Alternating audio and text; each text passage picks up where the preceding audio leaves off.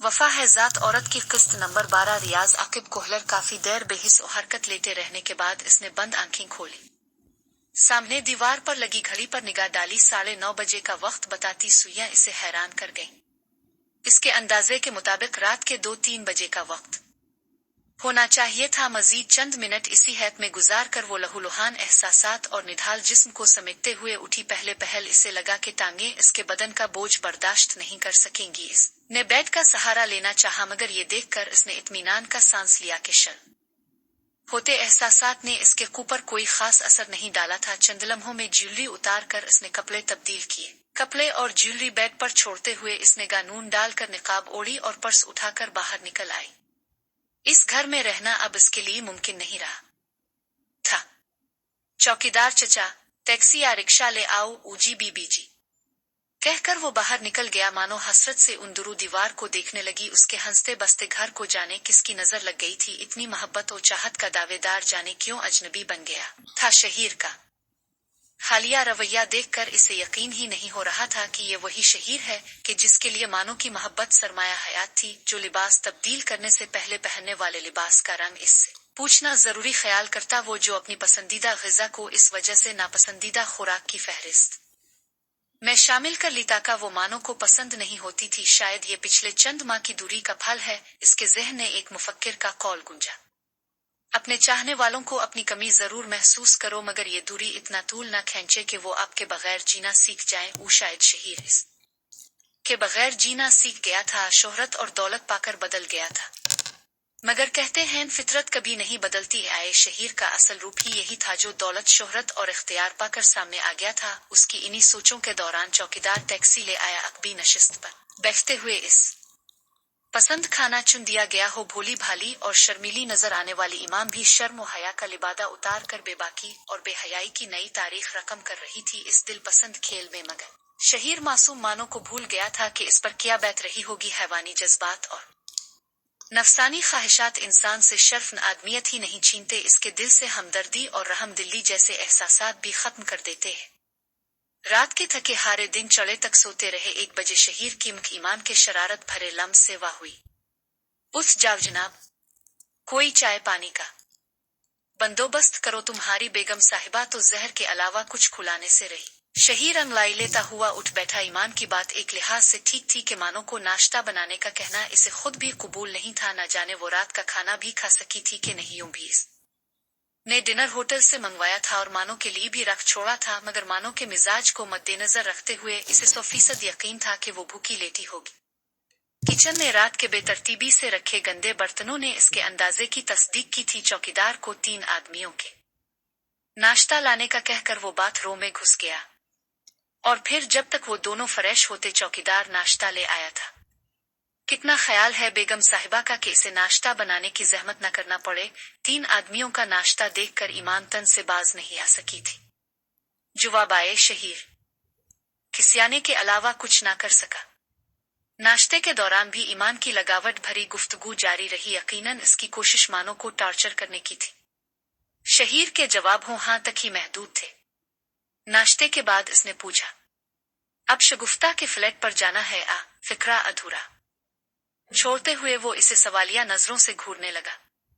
तो और किया? एक तौबा शिकन अंगलाई लेते हुए वो मानी खेज लहजे में बोली, क्या पत्ता आज फिर जागना पड़े। मेरे सर जी के मौत का तो पत्ता नहीं चलता ना। आओ तुम्हें छोड़ आऊं। वो ईमान के मानी खेज जुमलों का जवाब देने में झिझक महसूस कर रहा था। अपने वो मानो का लिहाज कर रहा था और उसकी कोशिश किसी के दिल में खंजर उतार कर खंजर निकाले बगैर खून के इखराज को रोकने वाले जैसी थी।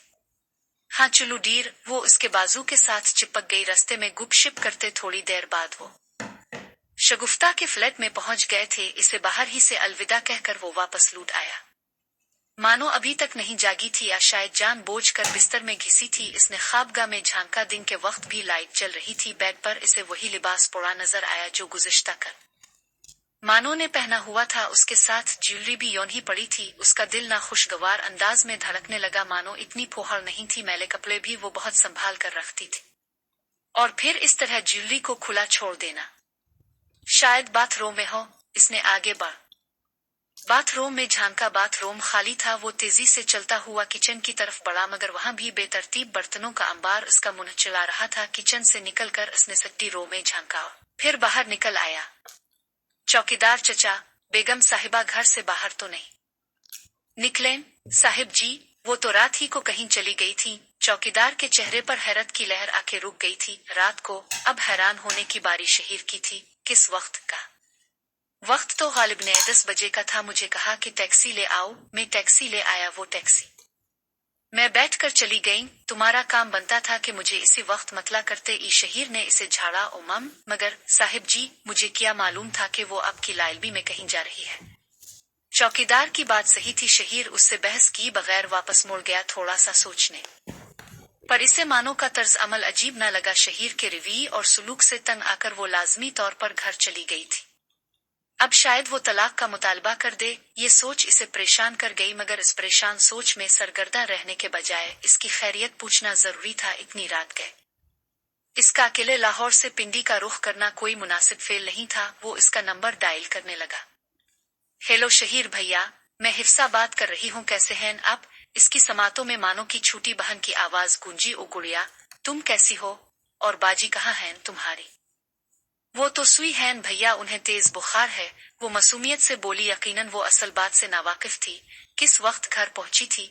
अभी घंटा डेढ़ हुआ है कि पहुंची है। ठीक है, जागे तो मेरे फोन का बता देना। राब्ता मुनक़ते करके वो सोच में पड़ गया। आखिर इतनी देर वो कहाँ रही थी? अगर चौकीदार का बयान सच मान लिया जाता तो वो 10 बजे घर से निकली थी। इस हिसाब से अगर इसे 12 बजे वाली गाड़ी में भी सीट मिल गई हो तो इसे 4:30-5 बजे तक पिंडी पहुंच जाना चाहिए था। पिंडी पीर वधाई अड्डे से इसके घर तक ज्यादा से ज्यादा 1 घंटा लगना था। अब हिफ्सा के कहने के मुताबिक वो 1-1:30 बजे पहुंच रही थी। दरमियानी 7-8 घंटे इसने कहाँ गुजारे थे? शायद बस अड्डे से इसने मेरे घर का रुख किया हो। एक इम्कानी सोच उसके दिमाग में उभरी, मगर वो इस बात की तस्दीक की जुर्रत अपने वालिदा से ना कर सका। यूं भी मानो खरत से घर पहुंच गई थी और उसके लिए इतना ही काफी था। ईमान के लिए ये खबर खुशी का बाइस बनी थी कि इसकी मुकाबिल शिकस्त तस्लीम करके भाग गई है। वो मुस्तकिल शहीर के साथ शिफ्ट हो गई थी। खाने पकाने और घर की सफाई के लिए शहीर ने एक उधेड़ उम्र मुलाजमा रख ली थी, जो चौकीदार की दूर पार की रिश्तेदार भी थी। मानो की ख्वाबगाह को शहीर ने लाक कर दिया था ईमान, और वो सटडी रूम ही को बेडरूम के तौर पर इस्तेमाल करते थे। मुलजमा को काम पर आए दूसरा दिन था। शहीर राइटिंग टेबल पर बैठा फिल्म लिखने में मसरूफ था। ईमान शूटिंग के लिए गई हुई थी। उसकी शूटिंग का पेलादन था। सटडी रूम की सफाई करते हुए मुलजमा ने अचानक शहीर को आवाज दी, साहिब जी, ये लगी रहे। शहीर ने नागवारी से इसकी जानिब देखा। वो ड्राइंग रूम की तरफ खिलने वाली खिड़की के सामने खड़ी थी। उसके हाथ में चूड़ियों का सीट था जो गालिब ने पर्दी के साथ ही सुला हुआ था। शहीर उठकर उसके करीब चला गया। ये क्या है? इसने ताज्जुब से पूछा। पता नहीं साहिब, ये पर्दे के कोने के साथ सिलाई करके रखी गई थी। मैंने सोचा शायद किसी मकसद से पड़ी होंगी। और मुलजमा के लहजे में उलझन थी। ठीक है, तुम सफाई करो, मैं देख लेता हूँ ये क्या है। मुलजमा काम में मसरूफ हो गई। इसने पर्दे का जायजा लिया। चूड़ियों के सीट से पैकिंग नहीं उतारी गई थी। पैकिंग और पर्दे का रंग एक ही था, यानी गहरे सब्ज रंग का पर्दा और इसी कलर की पैकिंग, और उसकी वजह चूड़ियों को पोशीदा रखने के अलावा और क्या हो सकती थी? शहीर ने पर्दे को छोड़ा तो पर्दा खिड़की के कोने में फुट हो गया। कमरे से बाहर निकलकर उसने खिड़की के कोने से झांका तो एक झमाके के साथ इस पर हकीकत आश्कारा हो गई। वहां से देखने पर इसे अपनी राइटिंग टेबल नजर आई, जिस पर बैठकर वो सारी रात लिखने में बता देता था। वो चूड़ियां मानो ने लगाई थीं, चूंकि पिछले चंद माह से उनकी बातचीत न होने के बराबर थी और वो इसे लिखते हुए देख नहीं पाती थी। उसका हल इसने ये निकाला था कि खिड़की के कोने ही से इसे देखती रहती।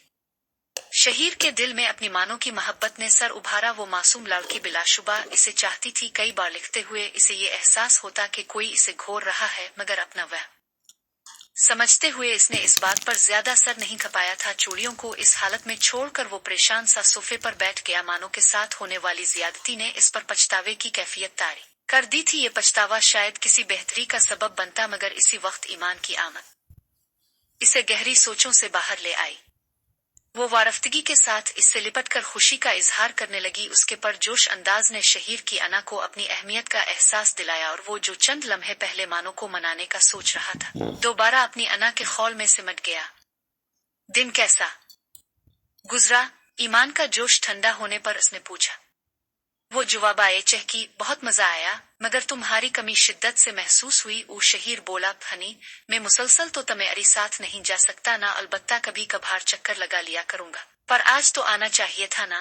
वो शकोकुना हुई। पेलादन था शूटिंग का, तुमने मुझे दावत ही नहीं दी। शहीर ने मुस्कुरा कर बहाना खड़ा।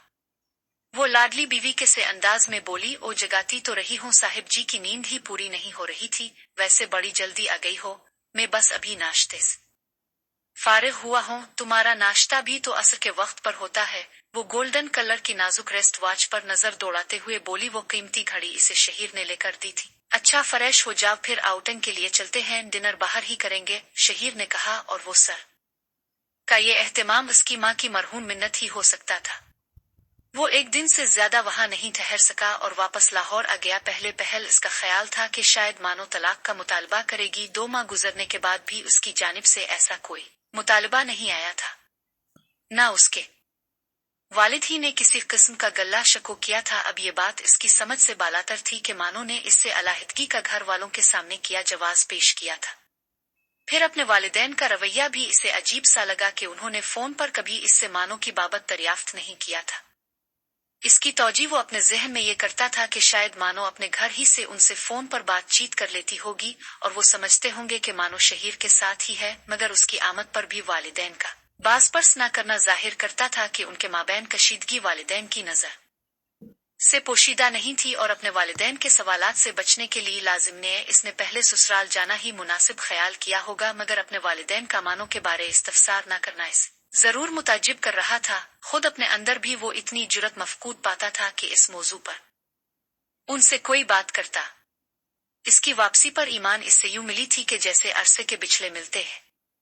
आफंदी ने 7-8 माही में फिल्म की शूटिंग मुकम्मल कर ली थी। फिर इस फिल्म के रिलीज होते ही ईमान को धड़ाधड़ फिल्मों की ऑफर होने लगी। 3-4 फिल्में इकट्ठी साइन करने के बाद इसने एक कोठी किराए पर ली और वहां शिफ्ट हो गई। इस बारे इसने शहीर को मतला करने पर इत्तेफाक किया था। इस वजह से शहीर के दिल में खफगी सी पैदा हुई थी कि कम अज कम इसे शहीर से इजाजत जरूर लेना चाहिए थी। वो हफ्ता भर तो मुंतजिर रहा कि जब वो दोबारा इससे राब्ता करेगी तो इसे जरूर बावर गिराएगा, मगर उसका ये ख्वाब शर्मिंदा ताबीर ना हो सका। शोहरत और दौलत की आमद इंसान को अपने मोहसिनों की याद से गाफिल कर देती है। मजबूर ने इसे खुद कॉल करना पड़ी, मगर उसका नंबर बंद मिला। हफ्तों भर मजीद गुजरने के बाद इसने दोबारा फोन किया, लेकिन इस बार भी इसका नंबर बंद ही मिला। शायद इसने नंबर तब्दील कर लिया है, इसने सोचा, और एक दिन इसे मिलने के लिए उसकी कोठी का रुख किया।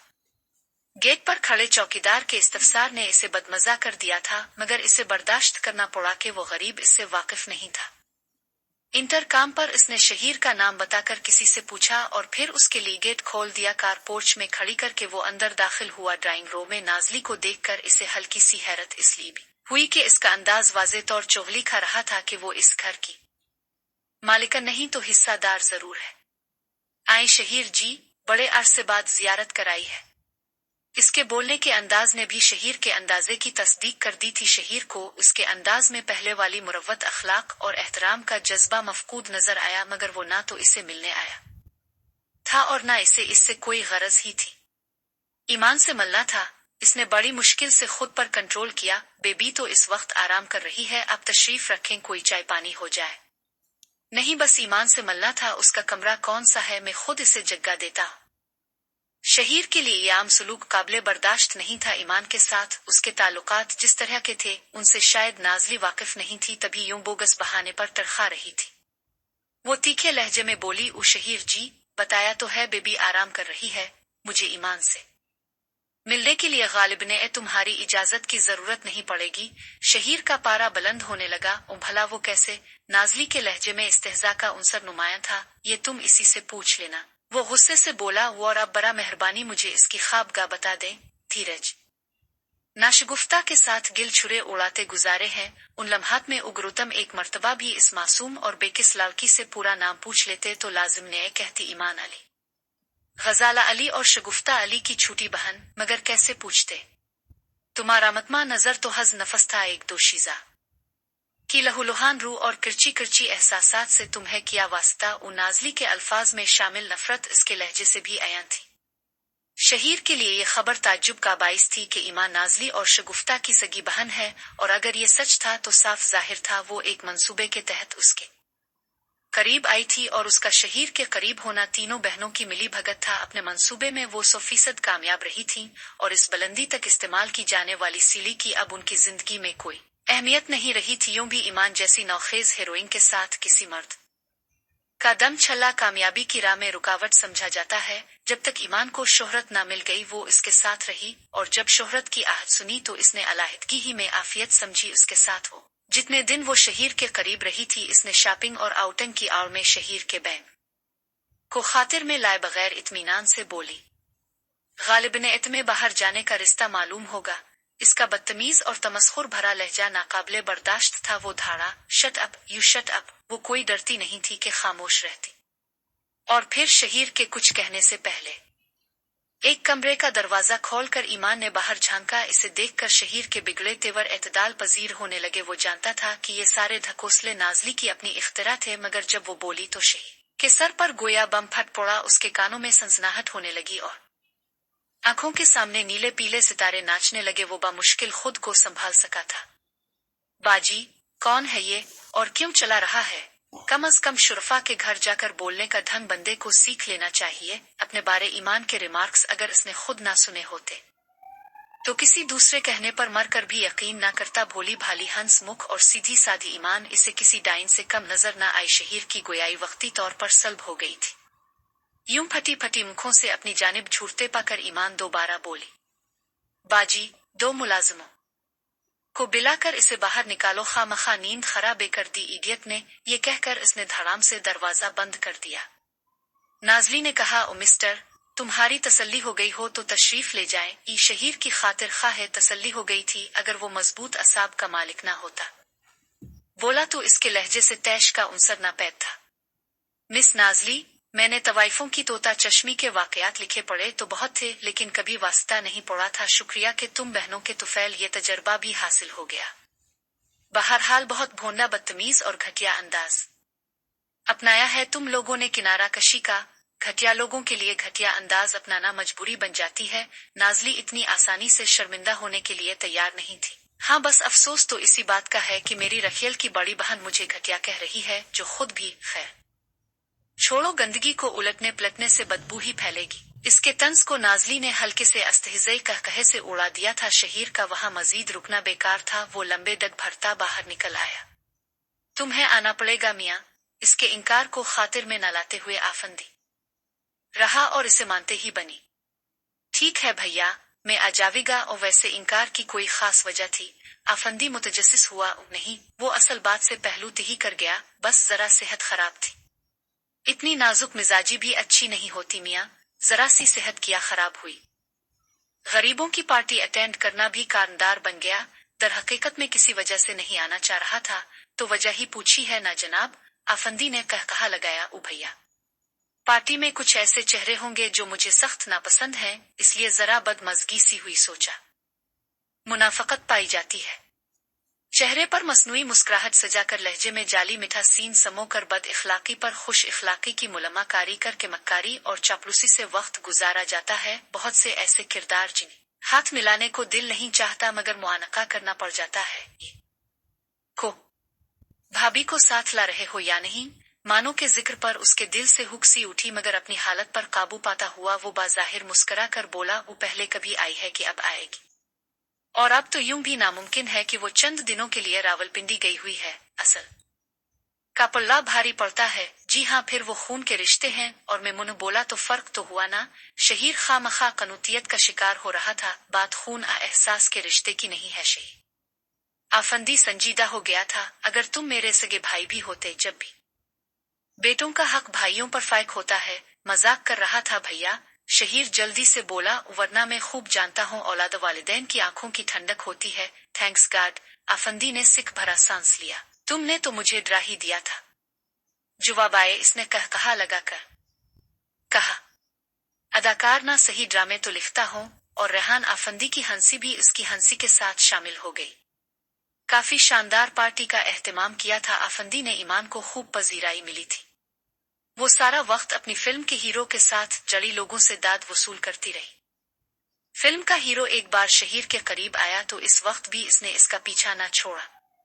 सर जी, इतने अच्छे मुकालमे, इतनी शानदार और अछूती कहानी लिखने का शुक्रिया। उस शहीर से परतपाक मुसाफहा करते हुए इसने लहजे में इखलास समोने की कोशिश की थी, जो बहरहाल इतनी और शगुफ्ता भी पार्टी में मौजूद थी। उन्होंने भी शहीर से मुकम्मल बेनियाजी अपनाई हुई थी। शहीर की आदत यूं भी सबसे अलग थलग बैठने की थी, मगर पिछले चंद माह से वो और ईमान हर पार्टी में इकट्ठे नजर आते थे। आज उन्हें अलहदा अलहदा देखकर कुछ लोगों को बैठ गया था कि इसे घूम फिर खाना पीना पसंद नहीं था। आफंदी भी इस वक्त उसके करीब आकर बैठ गया। क्या वजह है लड़ाई की? बगैर किसी तमहीद और वजाहत के इसने बरा रास्त सवाल दागा। आवाज अलबत्ता इतनी पस्त रखी थी कि कोई तीसरा ना सुन पाता। मुर्गी की टांग से जोर आजमाई करते शहीर ने इस मौजू से पहलू तिही का सोचा, मगर सवाल करने वाली शख्सियत को मद्देनजर रखते हुए इसे इरादा बदलना पड़ा। अब वो मशहूर हो चुकी है और एक सुपर स्टार के लिए मेरा कुर्ब शायद नुकसानदेह साबित होता, मगर तुम उसके मोहसिन हो? आफंदी ने हैरानी से पूछा। हुन मोहसिन। और शहीर के होंठों पर अजियत भरी मुस्कुराहट उभरी। वो एहसान का बदला वो उतार चुकी है। मैं तुम्हें दुखी देख रहा हूं मियां। गालिब ने ईमान साहिबा की बेनियाजी का असर लिया है जनाब ने। शायद इसने हकीकत को झुटलाना मुनासिब ना समझा। मेरी बातें यकीनन तुम्हारी समझ में नहीं आई थी। आफंदी के लहजे से दुरुस्ती झलकी। मैंने मुफस्सल तौर पर बरीफ कर दिया था कि तुम्हें किस किस्म के लोगों से वास्ता पड़ सकता है। फिर किसी मतलबी खुद गरज के रवैये को दिल पर लेना सिवाय बेवकूफी के किया है। एहसासात कुछ समझ में नहीं आता कि लोग मक्कारी और खुद गर्जी को मासूमियत और भूल पिन के लिबादे में कैसे लपेट है। उनकी कमिंगी घटियो बाजारी पिन सरासर अपनायत और खुलूस का तासुर देता है, और जब हकीकत खुलती है तो पश्चातावी की आग के अलावा कुछ बाकी नहीं रहता। हुए इरादा जाहिर किया जारी है।